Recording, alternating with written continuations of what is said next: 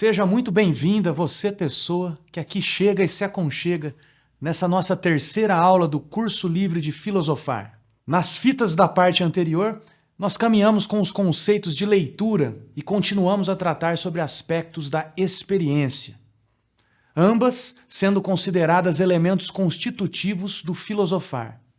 Viajamos com os conceitos de universal, particular e singular.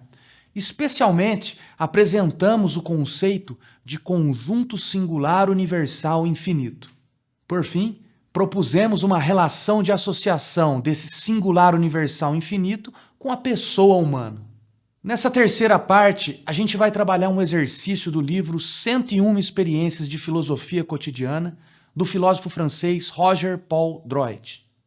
Em seguida, a gente vai avançar com pensamentos sobre o opinar e a opinião em relação de contradição com o filosofar e a filosofia.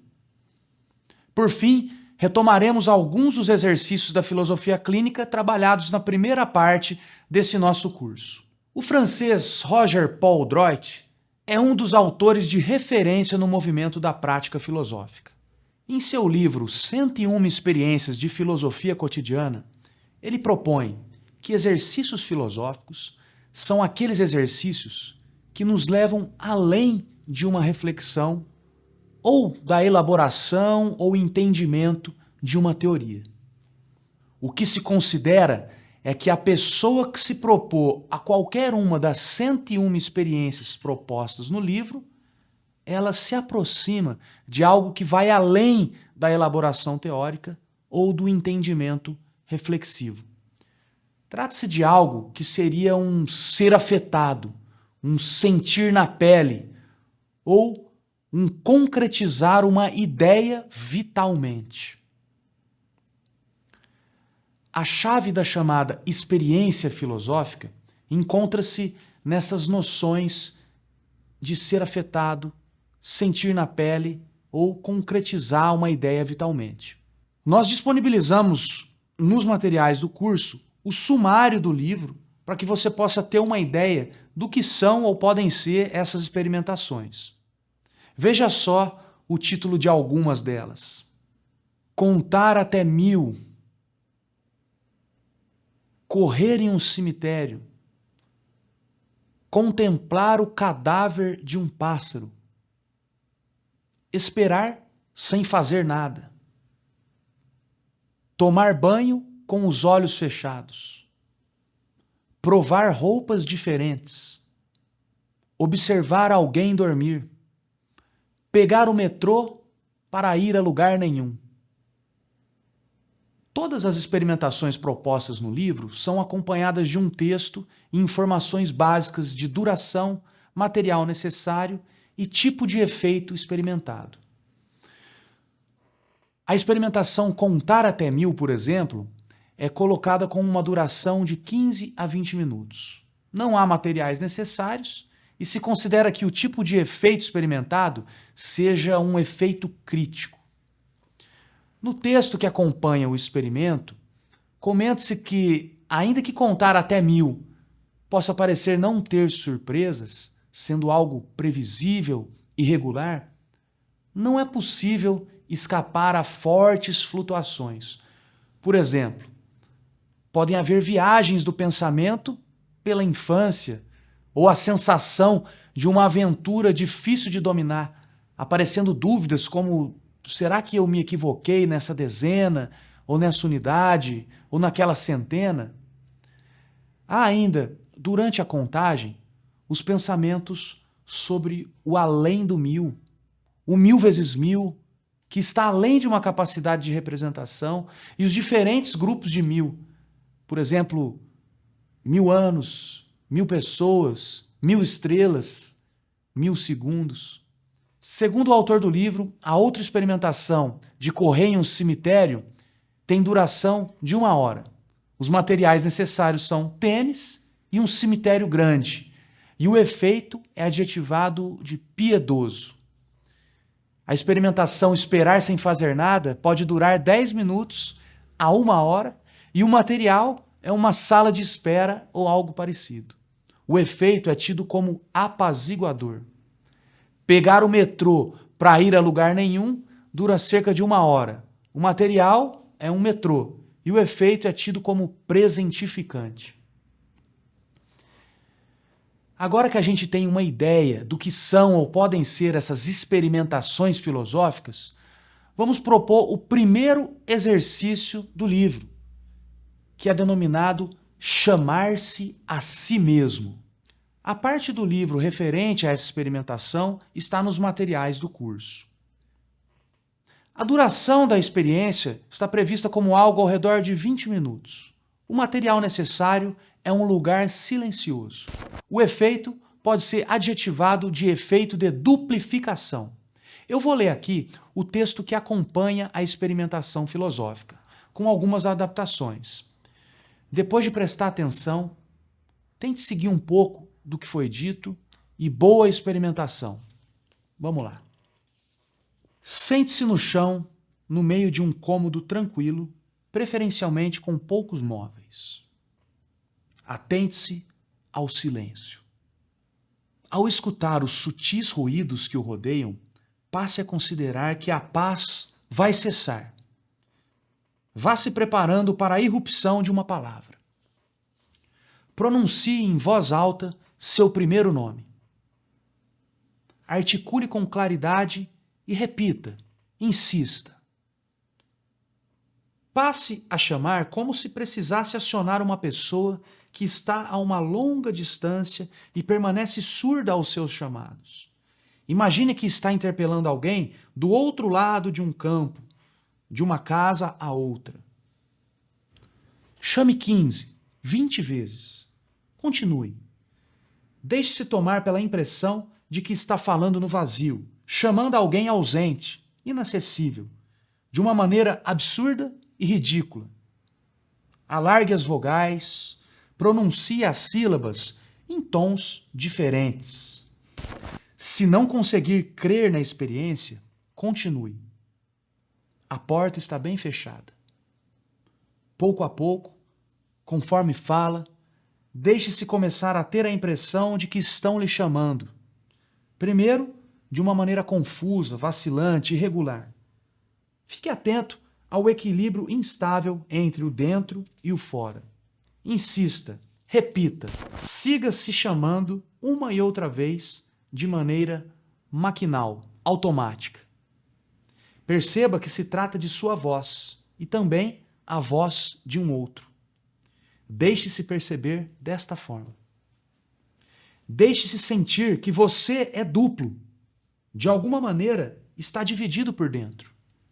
Realmente, é você o que chama, mas não sabe a quem. Realmente, é você o chamado, mas não sabe de onde. Ou melhor, claro, evidentemente, bem sabe que é você em ambos os casos, e você, por sua vez, supõe que são indissociáveis. Porém, se a experimentação estiver correndo bem, você já não sente isso de maneira plena, evidente. O que você chama é o mesmo e não é o mesmo que o que é chamado. A experiência consiste em prolongar alguns instantes esse jogo do dentro e fora, do chamado e da escuta. Você terá que experimentar tão profundamente quanto seja possível o que tem de esquisito ou insólito nesse nome que você conhece, mas que jamais é possível dirigir a si mesmo sem justamente sentir-se outro. Unicamente os outros, perfeitamente, chamam-lhe assim, e você mesmo, em tempos normais, jamais o faz. Siga chamando-se em intervalos regulares, algumas vezes quase aos gritos. O objetivo é suscitar esse leve mal-estar, não necessariamente desagradável, que acompanha um pequeno desprendimento de si em relação a si mesmo. E mantenha-se por um momento nessa situação de suave vertigem. Como sair? De que maneira diminuir a distância, voltar a juntar esse duplo? Para terminar a experimentação filosófica, com uma voz alta e forte, com a maior naturalidade possível, diga: tô indo. Agora, pause a fita. Volte, rebobine. Volte ao início do texto do exercício. Pode ler o arquivo que contém o texto. Porém, o mais importante de tudo, pare tudo e se proponha à experimentação. Sente-se em um cômodo silencioso e aos poucos comece a chamar a si mesmo. Demore-se 20 minutos nessa tarefa. Seguindo agora o planejado para esse nosso primeiro módulo do curso livre de filosofar, esse curso pretende iniciar neófitos no cultivo da cultura do filosofar. Cultura que pode servir de estímulo e auxílio nos trabalhos, missões e propósitos éticos de artistas, estudiosos, professores, profissionais da saúde, filosofantes e dançarinas pessoas a participar cada vez mais conscientes e conectadas com estes nossos tempos de mudanças radicais. Vamos falar agora sobre o opinar e a opinião em complemento e em contradição com o filosofar e a filosofia. Essa nossa fala deve dar continuidade ao que falamos no final de uma fita aula passada.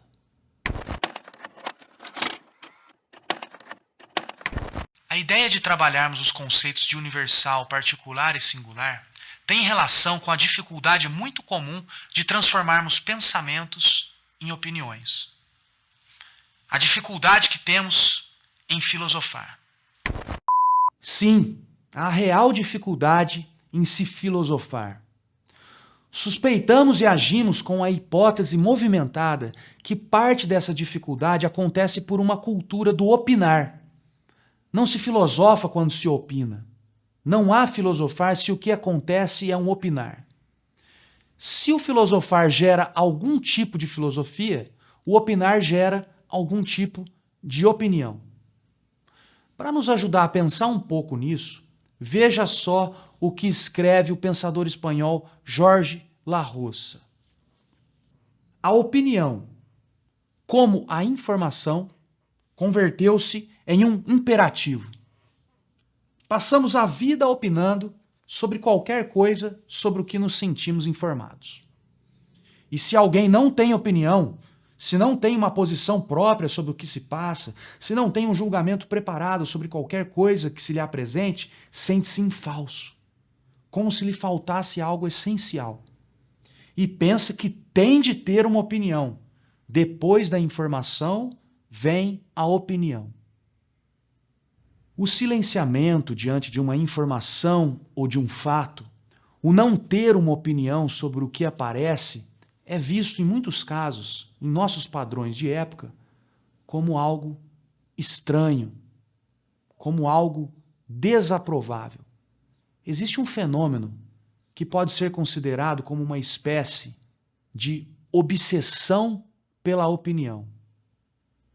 O Jorge Larrosa diz que esse fenômeno, a obsessão pela opinião, anula nossas possibilidades de experiência. Nós vamos dizer que essa compulsão ou apego exagerado pela opinião, essa obsessão, tende, em muitos casos, para o anular das possibilidades de um filosofar, o anular das possibilidades de um processo de filosofar e de uma cultura ou cultivo do filosofar. Preste atenção nisso. O apego à opinião resulta no excesso de processos de opinar. O excesso de processos de opinar ou processos opinativos pode resultar na queda e até anular possibilidades de se filosofar. Anula a semeadura e o cultivo do filosofar. O excesso de opiniões não contribui e até eventualmente prejudica a vivacidade cultural do filosofar. Essa vivacidade cultural do filosofar é para nós a vivacidade cultural do saber conectado, o saber que saboreia pela arte, pela filosofia, pela ciência e pela espiritualidade. Já dissemos que a verdade para nós tem uma relação com o que denominamos saúde cósmica ou saúde conectada. Eis o saber conectado, um viver sociocultural e integral da verdade, uma vivacidade cultural da saúde cósmica. A música de 1973 do grupo Secos e Molhados, chamada Fala, traz os seguintes versos: eu não sei dizer nada por dizer, e eu só vou falar na hora de falar. O opinar é por nós considerado um processo que induz o dizer pelo dizer e o falar na hora de não falar. É importante perceber que o que acabo de dizer aqui aproveita-se de um sentido poético da canção. É evidente que para nós não é possível, ao se filosofar, enquanto filosofamos, que tenham horas certas de falar e horas certas de calar. Ao menos não no universal ou no particular. Eis aqui a ligação que precisávamos para chegar na relação fundamental ou relação chave entre o opinar e o singular universal infinito. Dizíamos em outro momento que o singular ou o elemento individual que compõe um conjunto singular é um todo complexo.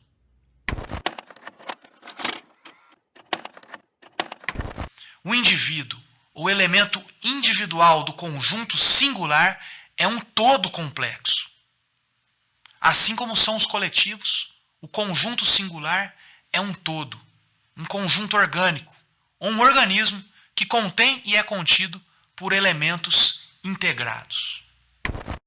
O conceito de átomo, nominalmente ligado ao significado de ser indivisível, átomos, ou seja, não ter tomos, não ter divisões, desenvolveu-se experiencialmente como existindo ou coexistindo conosco de forma divisível. Os átomos, sabemos hoje, podem ser divididos durante reações químicas ou em experimentos de física nuclear. Surgiram e provavelmente surgirão outras muitas subpartículas. A principal ou mais culturalmente evidente delas talvez seja o elétron. O elétron que se dá no plural, elétrons.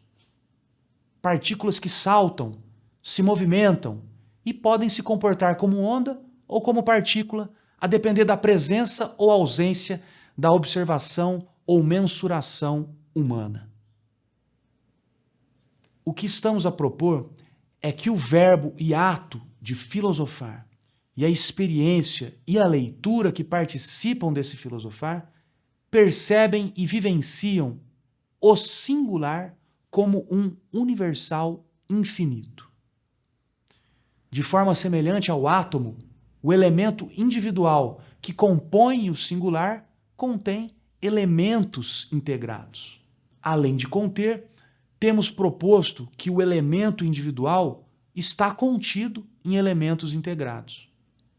O importante aqui é considerar que o elemento individual ainda permanece, ainda que seja conceitualmente ou de forma conceitual. Há um singular que contém e é contido, possível de ser pensado. E por ser possível ser pensado, está sendo material para esse nosso filosofar. Seguimos filosofando junto dessa ideia conceitual, desse conceito de singular que contém e é contido, de um elemento ao mesmo tempo singular e plural, individual e coletivo. É desse filosofar que criamos o conceito de singular universal infinito. Uma pessoa, como já íamos deixando nas entrelinhas, é um singular universal infinito.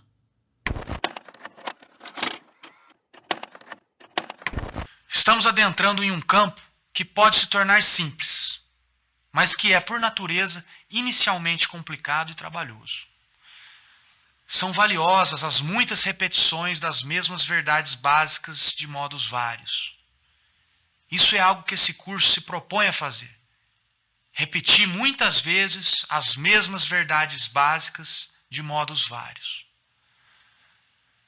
Trabalho e descanso Por isso, pode respirar, concentrando-se em sua respiração. Pode pausar a fita, voltar, avançar, fazer a sua caminhada e a sua busca.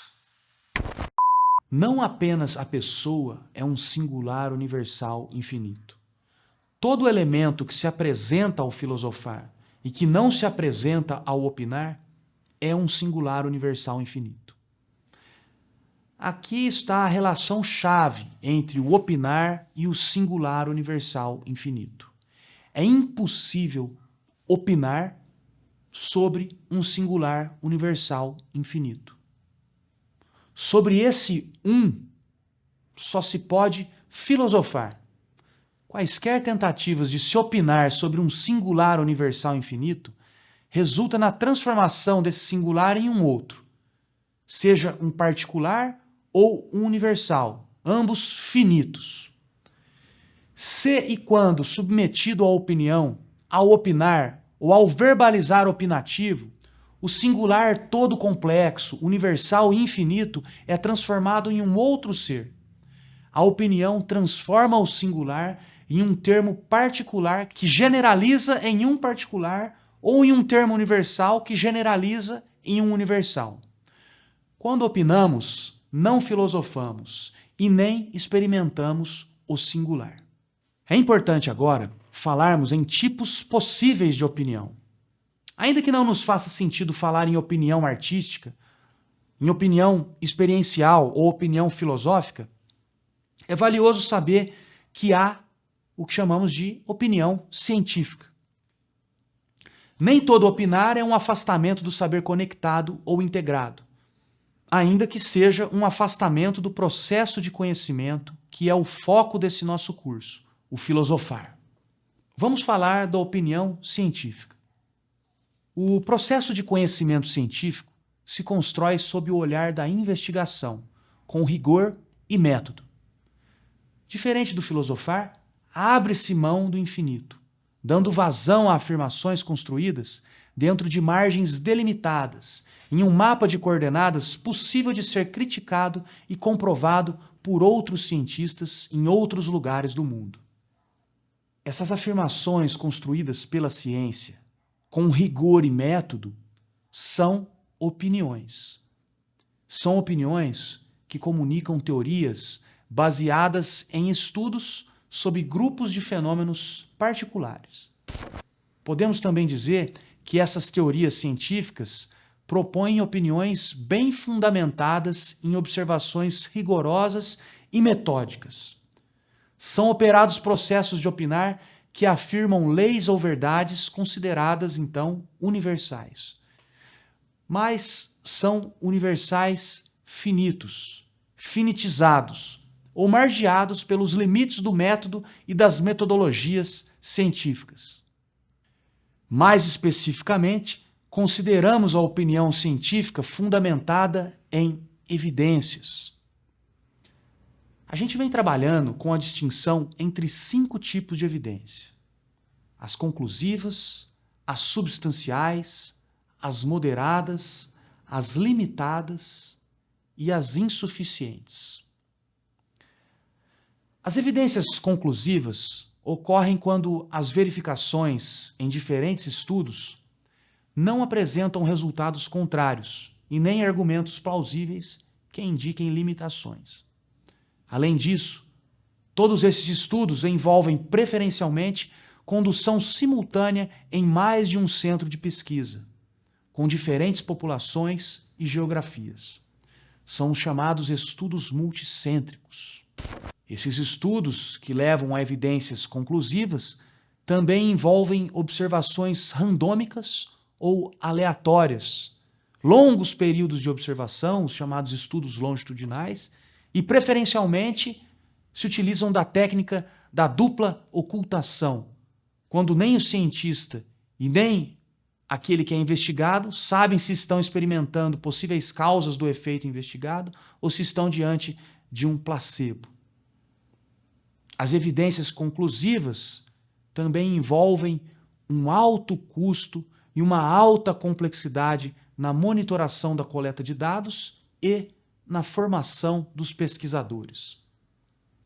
As evidências substanciais, elas ocorrem quando as verificações apresentam resultados contrários que indicam possibilidades de mínimas limitações ou fatores de confusão. Da mesma forma que nas evidências conclusivas, os estudos realizados são considerados pela comunidade científica de qualidade ótima.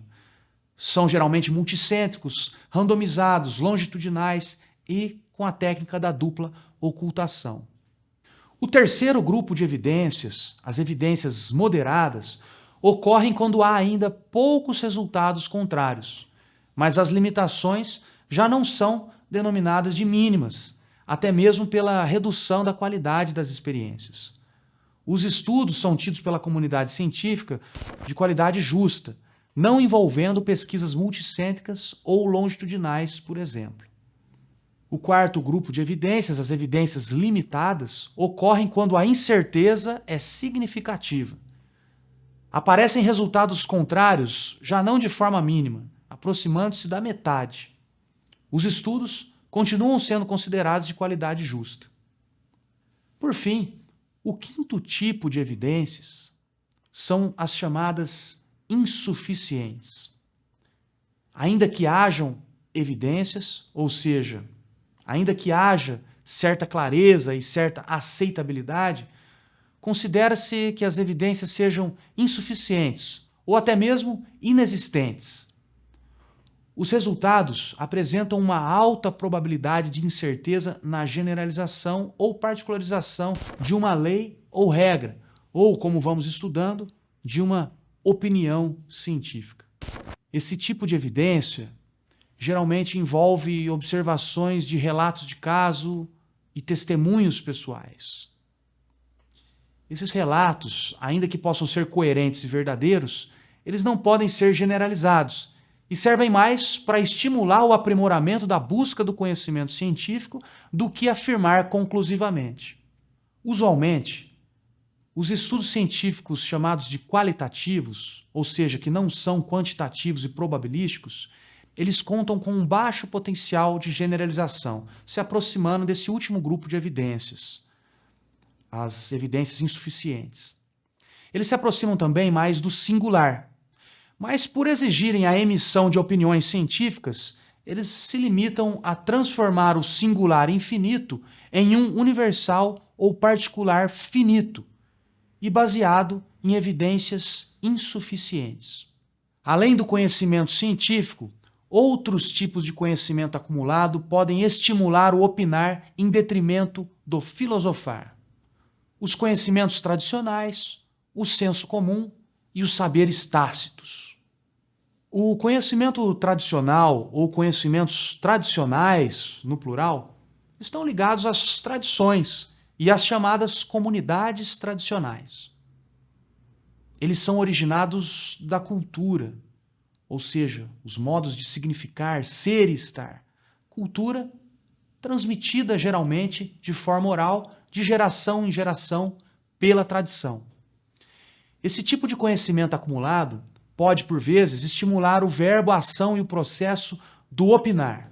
Assim como na ciência, os conhecimentos acumulados via tradição podem resultar em afirmações fechadas ao singular infinito.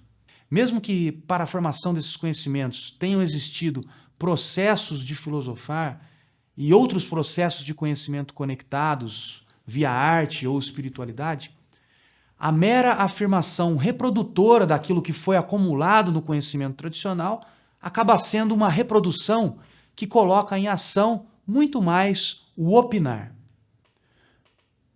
Quanto ao senso comum, podemos dizer se tratar de saberes utilitários, também adquiridos culturalmente.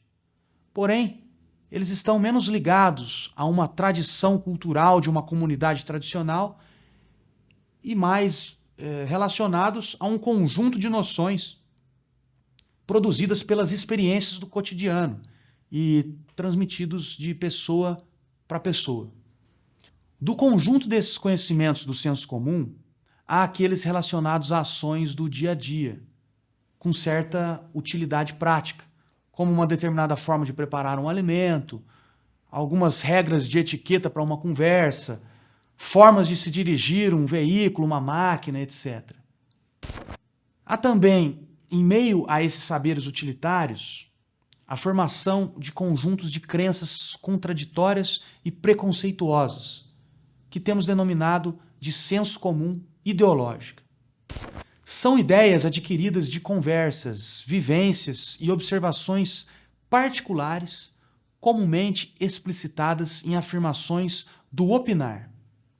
Em relação aos saberes tácitos, são aqueles adquiridos de forma semelhante ao senso comum, pelas experiências no cotidiano. Porém, eles têm um caráter mais individual.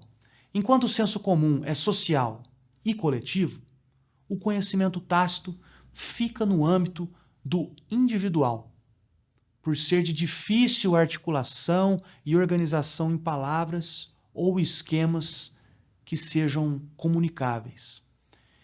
Esses esquemas individuais, eles são chamados de tácitos em relação etimológica com a palavra taciturno, que significa aquele de poucas palavras, aquele que é calado. São convicções do sentir e do pensar originadas de experiências individuais, que se tem a respeito de algo, mas que não se sabe explicar, comunicar ou argumentar. O opinar e a opinião vão, em alguns momentos, ser tentativas, por vezes tentativas não conscientes, de expressar esses esquemas individuais tácitos. Bom, agora acho que é bom a gente pausar a fita, dar uma respirada e uma pensada. Recapitulando, falávamos da relação do opinar com o senso comum coletivo utilitário e com o senso comum coletivo ideológico. Também da relação do opinar com os saberes coletivos tradicionais e com os chamados conhecimentos tácitos individuais. Opinar, conforme temos proposto, é uma tendência de nossos padrões de época. Cultivamos a hipótese e ação de que há um excesso de opinar, que acaba se relacionando a uma escassez de filosofar. Falamos do opinar, sobretudo, para o distinguirmos enquanto um processo que abdica do infinito. Por vezes, é necessário, é preciso abdicar do infinito, como, por exemplo, para se projetar uma máquina, um avião, uma casa, para se fazer uma intervenção cirúrgica ou para receitar um medicamento baseado em um determinado diagnóstico da medicina. Por vezes, é preciso e necessário abdicar do infinito, como, por exemplo, para se projetar uma máquina, um avião, uma casa, para se fazer uma intervenção cirúrgica ou para receitar um determinado medicamento baseado em um determinado diagnóstico da medicina biomédica anátomo-funcional. Em específico, esses exemplos nos remetem à ciência e às opiniões científicas. Nesse sentido que vamos construindo aqui, fazer ciência não é filosofar. Sobretudo porque o fazer ciência exige a presença do opinar, ainda que seja um opinar rigoroso e metódico, baseado em evidências. O filosofar, ele não abdica do infinito. Como já conversamos em outra oportunidade, o infinito é parte constitutiva do filosofar. Fazer ciência da filosofia, história da filosofia, é emitir opiniões bem fundamentadas. Porém, não é filosofar. A gente não está afirmando em nenhum momento aqui que a ciência deva ser deixada de lado em detrimento do filosofar. Muito pelo contrário. Consideramos a ciência como um saber conectado e integrado, assim como a arte e o que chamamos de espiritualidade. O que a gente vem apresentando aqui é a distinção de variadas formas do opinar e sua distinção fundamental com o processo do filosofar, o objeto desse nosso curso livre de filosofar. As opiniões científicas têm o seu lugar na sociedade e não são elas que hegemonicamente, aliás, compõem esse excesso opinativo, essa obsessão pela opinião da qual falávamos. Na maior parte dos casos, o que observamos são opiniões que misturam senso comum, saberes tácitos e, por vezes, até conhecimentos tradicionais. Afirmações fechadas, ainda que inspiradas em vivências culturais valorosas, serão sempre fechadas, ou seja, limitadas ao finito.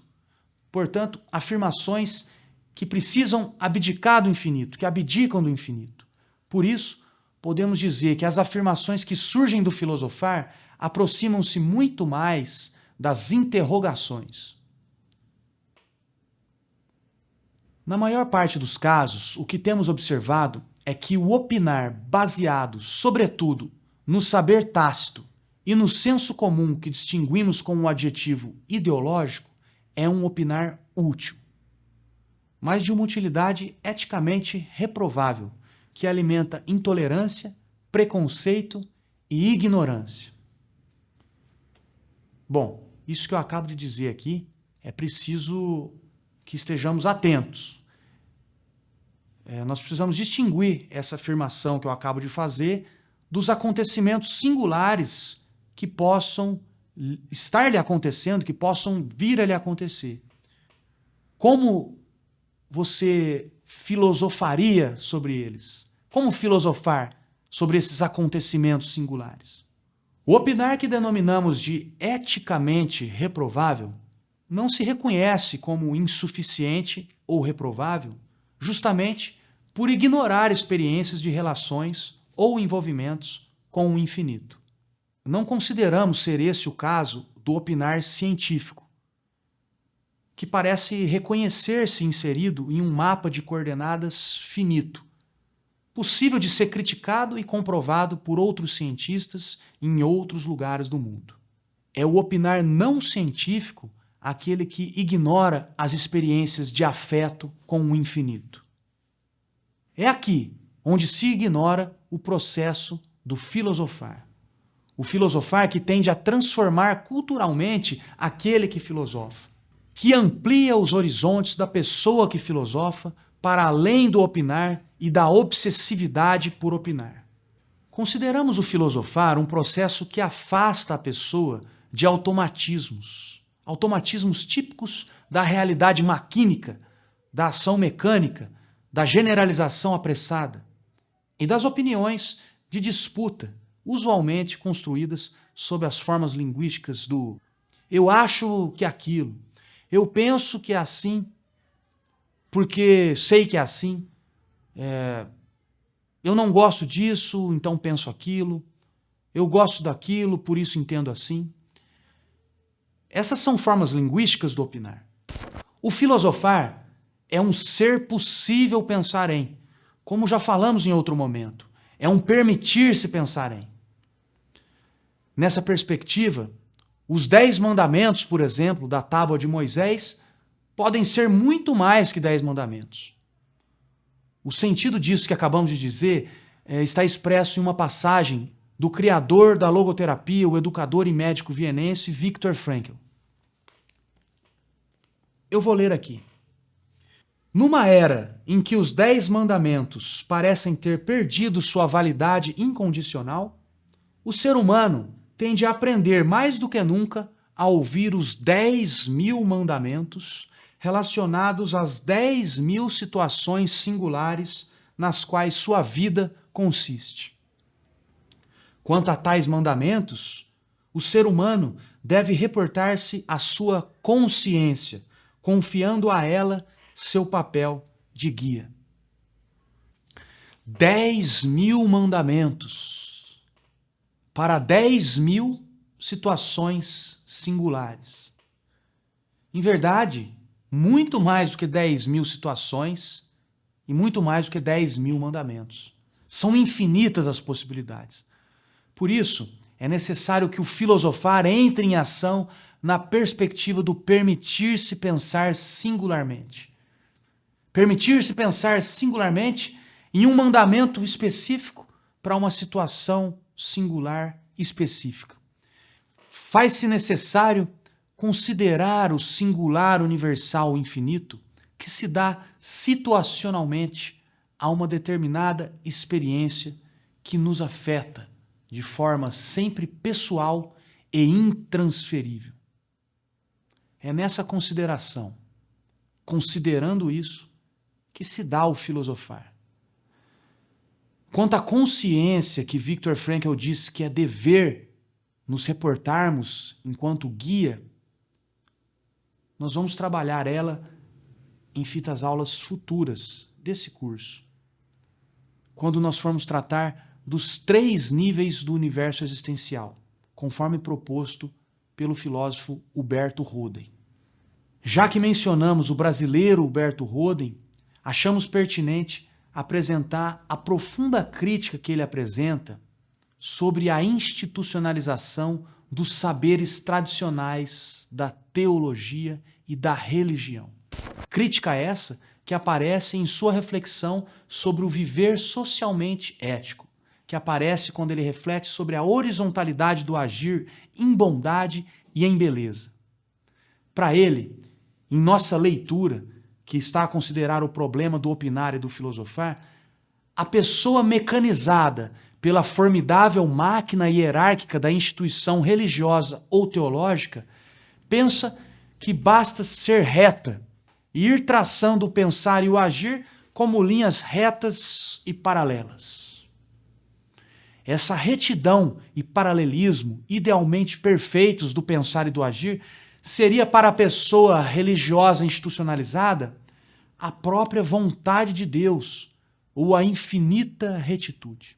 Dessa forma, essa pessoa acredita que se entende com Deus e é boa diante dele. Porém, essa bondade se equivoca por ser opinativa e por ser limitada. Ela não está aberta ao efeito vital e radical da ética da pessoa realmente boa. Essa pessoa, por filosofar, ou seja, por abrir-se ao infinito das experiências singulares pessoais e intransferíveis, sabe que há mais do que uma retidão idealizada e teoricamente construída, com os termos pronunciados como vontade de Deus ou infinita retitude. São apenas termos. O que há além dos termos? A pessoa, ao se exercitar nas ações do filosofar, tende a perceber o que Roden chama de ginástica heróica e geometria engenhosa necessárias para harmonizar as 1001 linhas tortas do existir humano. Em verdade, bem mais do que 1001 linhas tortas. São 1001 vezes 1001, vezes 1001, vezes 1001, vezes 1001, vezes 1001 e assim por diante, infinitamente. É muito mais fácil um acordo com uma opinião teológica fechada e única do que um acordo com um abrir-se à experiência do infinito. Filosofar permite pensar o impensável no sentido de que, às vezes, o impensável pode ser verdadeiro. É chegado o momento de retornar a alguns dos exercícios da filosofia clínica já trabalhados nos primeiros momentos desse nosso curso. Vamos considerar as perguntas e as alternativas propostas nas questões 1, 3 e 9. Antes disso, façamos mais algumas considerações. A relação do filosofar com o singular pode ser expressa naquela frase: cada caso é um caso. Toda tentativa de afirmar uma verdade de forma generalizada para qualquer condição que exista de forma singular não é filosófico no sentido da cultura do filosofar que estamos buscando cultivar. Quando pensamos em pessoas que temos tratado como conjuntos singulares, universais, infinitos, quaisquer afirmações a priori opinativas sobre elas não são eticamente admissíveis. Quando emitimos uma opinião sobre uma pessoa e seu universo existencial, ainda que essa opinião tenha sido solicitada por essa mesma pessoa, não é ético fazer isso de qualquer modo. Por isso, a filosofia clínica vai apontar para que façamos cuidadosas aproximações das coordenadas existenciais, as circunstâncias, as relações, os lugares psicológicos, os tempos objetivos e subjetivos e assuntos.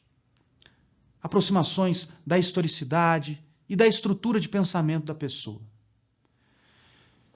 Mesmo essas afirmações a posteriori, ou seja, depois de feitas essas aproximações e observações cuidadosas, elas também são e serão limitadas e finitas. São aproximações de determinados aspectos e observações de um determinado ponto de vista. Em resumo, não é possível opinar sobre o outro pessoa, seja o outro externo, seja o outro interno, sem desfigurar o universo singular e infinito que ela é, o que nós somos. Para responder os exercícios, é fundamental que se parta do pressuposto de que o filosofar está sendo demandado. Dessa forma, não há juízos gerais ou juízos absolutos, verdadeiros, possíveis para um singular universal infinito. O que a gente vem observando das respostas a essas atividades que estamos propondo é uma presença ainda decisiva da opinião em detrimento de um filosofar que considera o infinito. Muitos têm respondido a essas questões como se estivessem a falar de si enquanto indivíduo, um saber tácito que coloca isso é assim para mim, ou então enquanto um grupo particular, seja um saber de senso comum ou até mesmo um saber considerado científico. Algo que se considera ser assim para a família, que se considera ser assim para os amigos, para a categoria profissional, para o que seriam pessoas normais e etc. Bom, então vamos lá, vamos observar novamente a questão número 1. O cineasta Ingmar Bergman era filho de um pastor luterano. Historiadores mostram que o meio religioso em que cresceu teve peso fundamental em sua obra e vida. Isso se reflete já em seu primeiro filme, Crise, de 1945, mostrando a decepção do período pós-guerra. Por ser fruto do meio, é essencial que o homem cresça em ambientes amorosos, com compreensão e respeito. Alternativas: verdadeiro, pois o amor é a melhor escola; falso, ou verdadeiro, porém a compreensão é superior ao respeito. A resposta é falso. Um ambiente amoroso para um pode não ser um ambiente amoroso para outro. Da mesma forma, o que se entende por fundamental? O que queremos dizer quando falamos, escrevemos ou pensamos com a palavra compreensão e com o termo respeito? E seria possível pensarmos em nuances peculiares a distinguir o entendimento desses termos em língua portuguesa, por exemplo, em uma cultura com traços japoneses e em uma cultura com traços italianos? E quais nuances ainda mais complexos e minuciosos estariam envolvidos nas diferenças destes termos entre uma família que mora na casa 28, na rua X, e aquela outra que mora na casa 62, da rua Y? Além desses questionamentos que colocamos aqui, há outros possíveis. Vamos supor que tenhamos um acordo sobre o que significa um ambiente amoroso, compreensão e respeito. Por exemplo, nós podemos ter uma lista aí de gestos e comportamentos possíveis vivenciados. E também a gente tem um acordo em relação ao termo fundamental. Por exemplo, a gente pega um dicionário e a gente acorda o que significa fundamental. Ainda assim, pode ser que encontremos pessoas que são o que são, ou que se tornaram o que se tornaram, desempenhando funções importantes nos jogos e nas redes da vida, tendo crescido em ambientes pouco amorosos ou com baixa taxa de compreensão e respeito. Outra possibilidade seria o encontrar-se positivo com amor, compreensão e respeito em momentos diferentes desse considerado crescimento, desse considerado momento de crescimento. Ainda outras coisas que poderíamos pensar.